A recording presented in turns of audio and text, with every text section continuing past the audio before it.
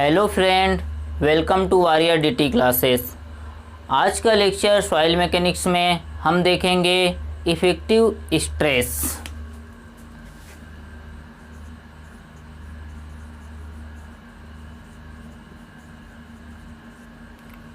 Before discuss about effective stress, हम total stress के बारे में पहले देखेंगे।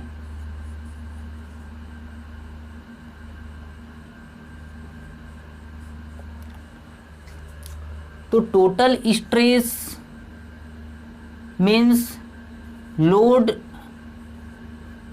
पर unit area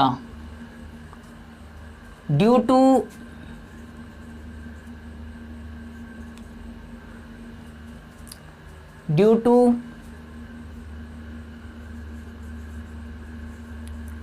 weight of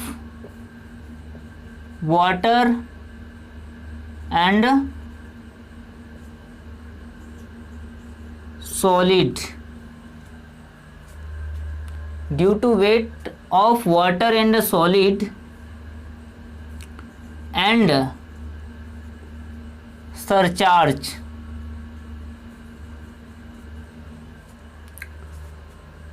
total stress is further constitute two parts. First is effective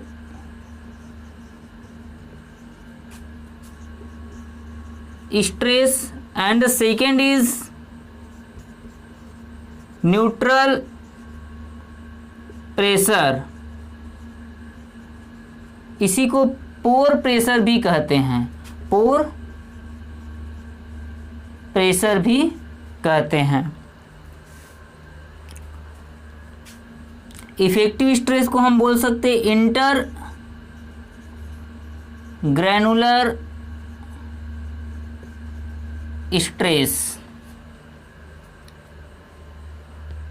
तो हम टोटल स्ट्रेस को हम एक डायग्राम के थ्रू समझते हैं। तो एक ग्राउंड सरफेस है, ग्राउंड सरफेस से जेड डेप्थ पर बिलो ग्राउंड सरफेस एक सॉइल एलिमेंट है। जेड डेप्थ पे एक सॉइल एलिमेंट है।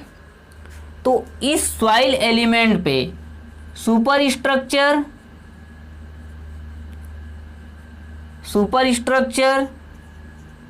सॉइल एंड फुटिंग का स्ट्रेस डेवलप होता है। ठीक है, फुटिंग का स्ट्रेस इस पे आता है। तो आज हम देखेंगे जो बीच का सॉइल का स्ट्रेस जो आता है उसी के बारे में हम डिस्कस करेंगे।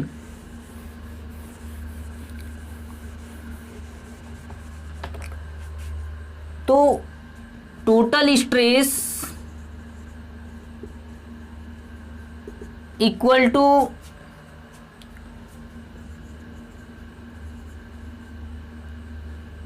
Wait of soil divided by area. अब हम वेट ऑफ सॉइल कैसे निकालेंगे? हमको सॉइल का यूनिट वेट पता है, यहाँ पर कि सॉइल का यूनिट वेट पता है। तो unit weight equal to weight divided by volume होता है। तो यहाँ पर का वॉल्यूम हो जाएगा W इक्वल टू क्या हो जाएगा, यूनिट वेट इंटू वॉल्यूम हो जाएगा एरिया इंटू डेप्थ जेड। ठीक है, सॉइल का एरिया इंटू डेप्थ जेड हो जाएगा। तो यहाँ पर जब हम ले total stress is denoted sigma. तो सिग्मा इक्वल टू हो जाएगा gamma into A into Z divided by area. तो एरिया और एरिया कैंसिल होके गामा इंटू जेड बचेगा।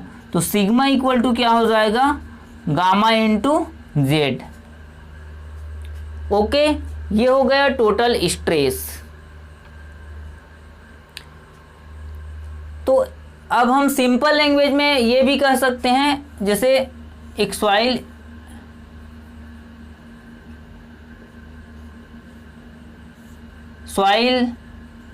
में सॉलिड प्रेजेंट रहता है एंड वाइट्स प्रेजेंट रहता है। ओके, तो यहाँ पर वाइट्स में वाटर है, तो इस वाटर के कारण जो प्रेशर होता है और इस सॉलिड के कारण जो स्ट्रेस लगता है, वो दोनों का एडिशन क्या कहलाता है? टोटल स्ट्रेस कहलाता है। ओके, तो सिग्मा इक्वल टू क्या होता है? Effective stress plus pore water pressure, ये होता है। तो अब हम आगे देखेंगे कि ये कैसे आता है, तो इसको किसने दिया है ये भी देखेंगे।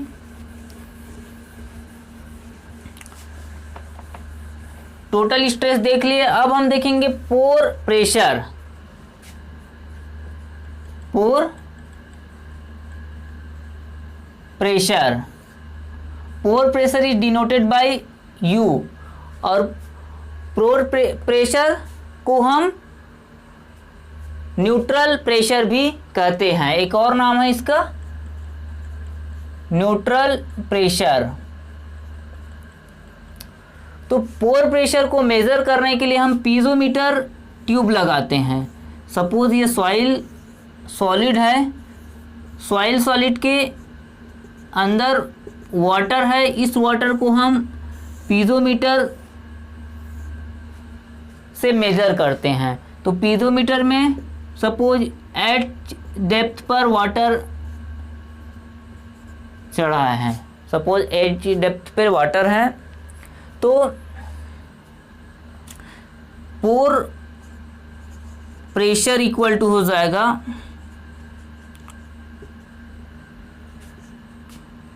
Wait of water, wait of water divided by area. तो वेट ऑफ वाटर, अगर हमको यूनिट वेट ऑफ वाटर है पता है तो वेट ऑफ वाटर निकल जाएगा, एरिया का वॉल्यूम का इनटू कर दूंगा, area into H depth H height तक, तो एरिया तो क्या हो जाएगा gamma W into H.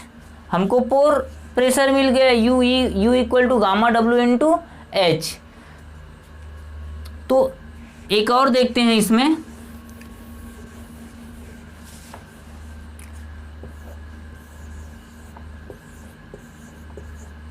Solid और वाटर बीच में प्रेजेंट है, वाइट्स में वाटर प्रेजेंट है। तो जो वाइट्स है, वाइट्स का जो शेप होता है जरूरी नहीं है वो एक जैसा हो, बट क्या होगा डेप्थ क्या होगा एक जैसा है। सपोज एच डेप्थ पे है, सभी एच डेप्थ है, तो हमारा जो पोर वाटर है, अभी हमने देखा जो पोर वाटर प्रेशर है एच इंटू गामा डब्लू होता है, तो शेप पे डिपेंड नहीं करता, pore water pressure only height पे डिपेंड करता है। तो pore water pressure equal to height into unit weight of water.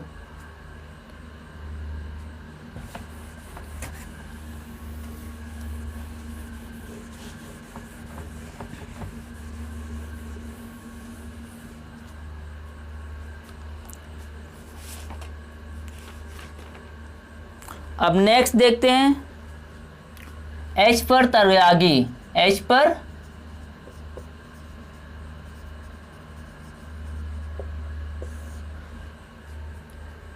तरजागी total stress equal to effective stress plus pore water, और effective stress equal to total stress minus pore water pressure. तो total effective stress equal to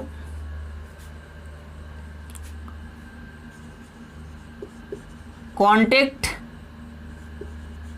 force divided by contact area, ठीक है, contact force divided by contact area. Okay, F C of AC sigma bar equal to, but Lambe and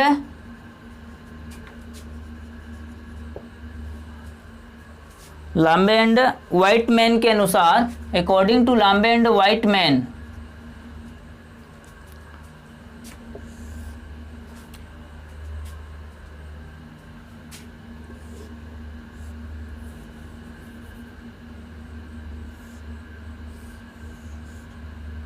solid, soil solid है, soil में solid and water present है,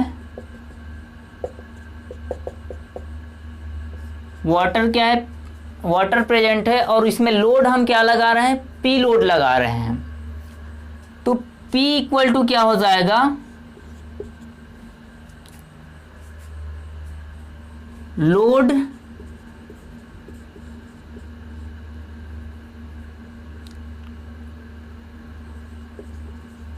load taken by soil solid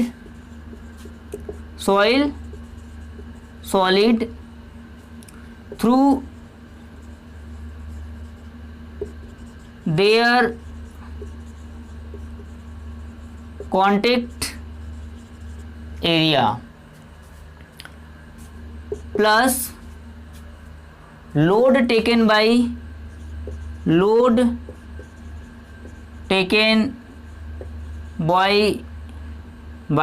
water. तो यहां से क्या होगा, P equal to क्या हो जाएगा, FC प्लस U। ये जो वाटर, जो वाइट्स में वाटर प्रेजेंट है, वहां पर का हम एरिया निकालेंगे, total area minus contact area.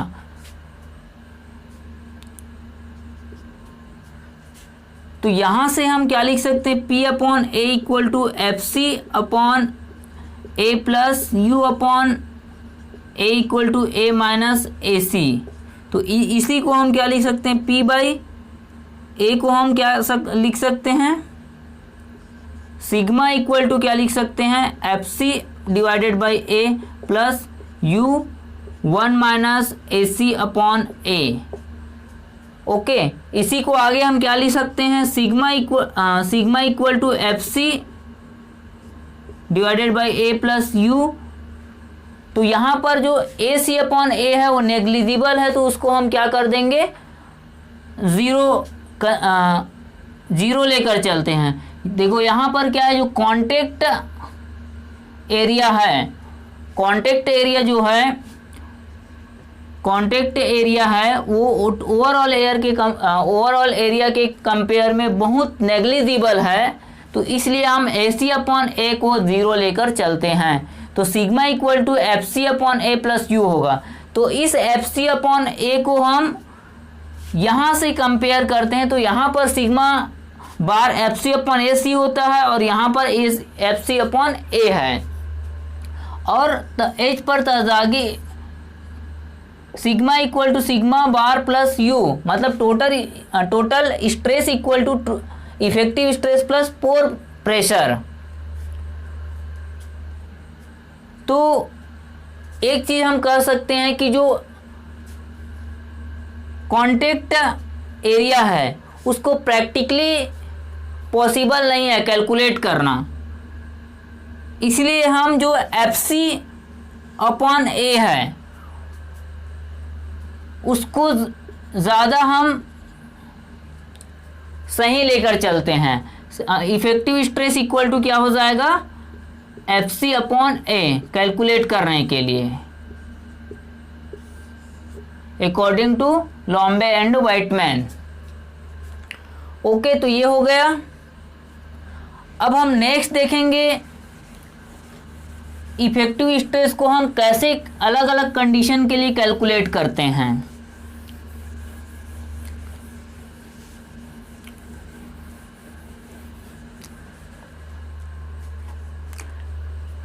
Case 1 देखते हैं।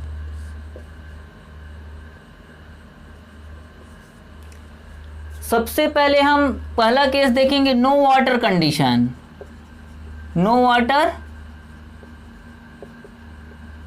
कंडीशन पहला यहाँ पर 3 केस हम देख के कंपेयर करेंगे ना, सेकेंड केस और ये थर्ड केस बना देते हैं इसको। तो पहला है नो वाटर कंडीशन। तो नो वाटर कंडीशन की अपन एक ग्राउंड है, ग्राउंड से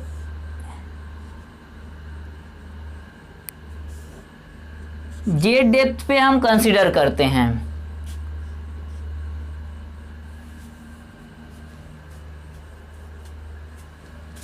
पहला कंडीशन है ग्राउंड सरफेस से जेड डेप्थ पे हम कंसीडर करते हैं। तो 1 सरफेस पे क्या हो जाएगा, इफेक्ट टोटल स्ट्रेस क्या हो जाएगा, 0 हो जाएगा। ऊपर से कोई लोड नहीं आ रहा है, पोर प्रेशर क्या है, V0 है, तो इफेक्टिव स्ट्रेस क्या हो जाएगा, 0 हो जाएगा। इस कंडीशन में अभी मैं बोला नो वाटर कंडीशन मीन्स यहाँ पर यूनिट वेट क्या हो जाएगा, गामा डी हो जाएगा। ओके, तो यहाँ पर 2-2 कंडीशन पे क्या हो जाएगा, सिग्मा 2-2 क्या हो जाएगा, गामा डी इंटू जेड, और यू 2-2 क्या हो जाएगा, 0, और sigma equal to gamma D into Z हो जाएगा। ओके, पहला कंडीशन। अब हम सेकेंड कंडीशन देखते हैं।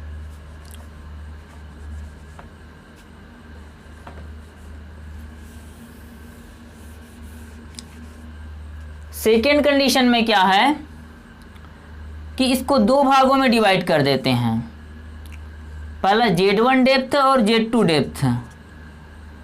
यहाँ पर क्या है, वाटर प्रेजेंट रहेगा मतलब गामा सैचुरेटेड, और यहाँ पर क्या है, गामा डी। तो ये 1-1, 2-2 एंड 3-3। सिग्मा 1-1 क्या होगा, 0, U11 क्या होगा, 0, सिग्मा बार क्या हो जाएगा, 0, सिग्मा 2-2 क्या हो जाएगा, gamma D into Z, U22 क्या हो जाएगा, 0, सिग्मा 2-2 क्या हो जाएगा, सिग्मा बार 2-2 क्या हो जाएगा, gamma D into Z.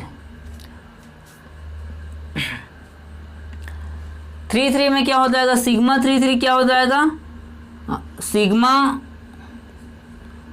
Gamma D into Z1, यहाँ पर ये Z1 है ना, gamma D into Z1 plus gamma saturated Z2, U22 क्या हो जाएगा, गामा W Z2, और सिग्मा बार 2-2 को 3-3 करना ना, U33, सिग्मा बार निकालते हैं यहाँ पर। अब सिग्मा बार क्या हो जाएगा, 3-3, gamma D Z1 plus gamma saturated Z2 minus gamma W Z2। तो यहाँ से क्या हो जाएगा, gamma D Z1 plus gamma submerged Z2। तो ये वैल्यू याद रखे रहना ना, sigma 3 equal to gamma D Z1 plus gamma submerge Z2। आगे मैं कंपेयर करने के लिए यूज करूंगा, तो ये वैल्यू आपको लिख कर याद किए रहना है। वाटर कंडीशन अभी देख रहे थे केस 2 में। केस 2 में अभी हम वाटर कंडीशन में Z2 डेप्थ पे वाटर है और उसके ऊपर वाटर प्रेजेंट नहीं है। ठीक है, अब हम तीसरा कंडीशन देखेंगे जिसमें पूरे पे वाटर प्रेजेंट रहेगा।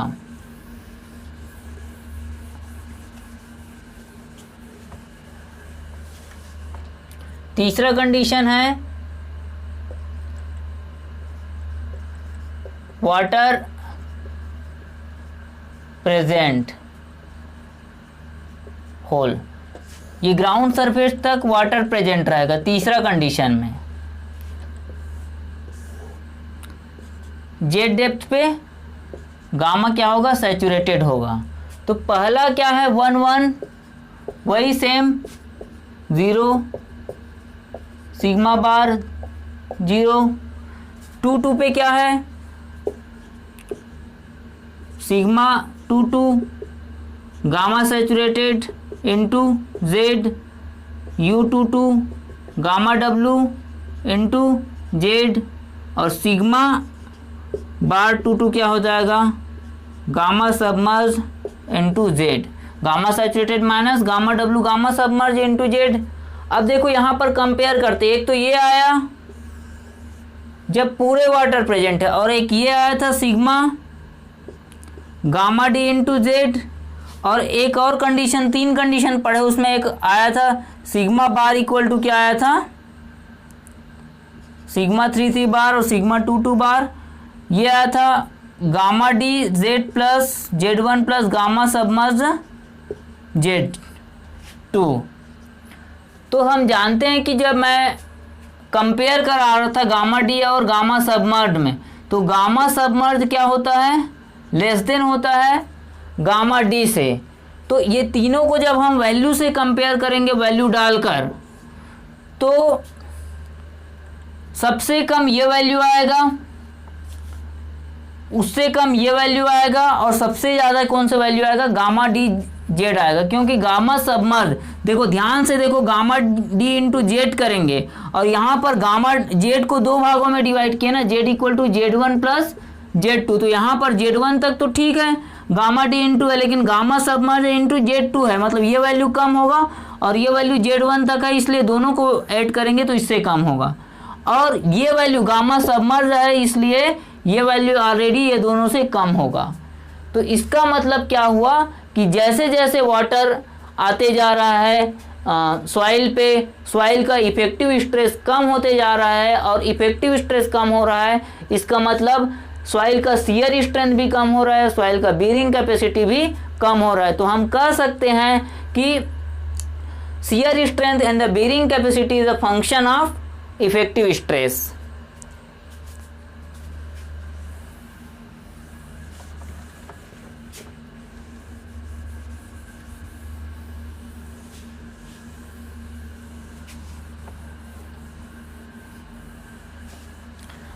अब लास्ट कंडीशन हम देखते हैं, केस 4 देखते हैं। गामा सैचुरेटेड है वाटर, मतलब डैम या रिवर के कंडीशन में देखेंगे। डैम के कंडीशन में क्या होता है, ये तो गामा सैचुरेटेड रहेगा, जेड डेप्थ ग्राउंड वाटर है, जेड डेप्थ तक वाटर भरा है मतलब गामा सैचुरेटेड रहेगा। तो गामा सैचुरेटेड यहाँ पर 1 क्या हो जाएगा सिग्मा 1 0 गामा डब्लू इंटू जो भी एच हाइट तक सपोज है तो गामा डब्लू इंटू एच, और U11 क्या हो जाएगा गामा डब्लू इंटू एच, तो सिग्मा क्या हो जाएगा 0 हो जाएगा सिग्मा बार।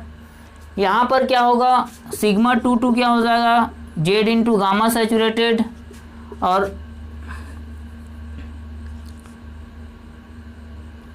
U22 क्या हो जाएगा गामा डब्लू इंटू जेड, और सिग्मा 2 बार हो जाएगा effective stress gamma submerge into Z. तो लास्ट वाले जो हम लोग देखे थे, जो यहाँ तक वाटर भरा हुआ था तो भी इतना वैल्यू आया था गामा सबमर्ज इंटू जेड जितना हाइट है इसका, और जब वाटर ग्राउंड सरफेस से भी ज़्यादा वाटर भरा हुआ है तो इसका मतलब क्या हो रहा है हमारा इफेक्टिव स्ट्रेस भी क्या हो रहा है इतना ही आ रहा है। तो हम कह सकते हैं कि अगर ग्राउंड सरफेस के ऊपर वाटर भरा हुआ है फिर भी सॉइल पे के इफेक्टिव स्ट्रेस पर कोई इफेक्ट नहीं होता है। इफेक्टिव स्ट्रेस जितना सैचुरेटेड कंडीशन पे रहता है उतना ही बना रहता है। तो ये चौथा कंडीशन हो गया। तो दोस्तों वीडियो आपको अच्छा लगता है तो वीडियो को लाइक करिए, चैनल को सब्सक्राइब करिए और ज़्यादा से ज़्यादा शेयर करिए। थैंक्स दोस्तों।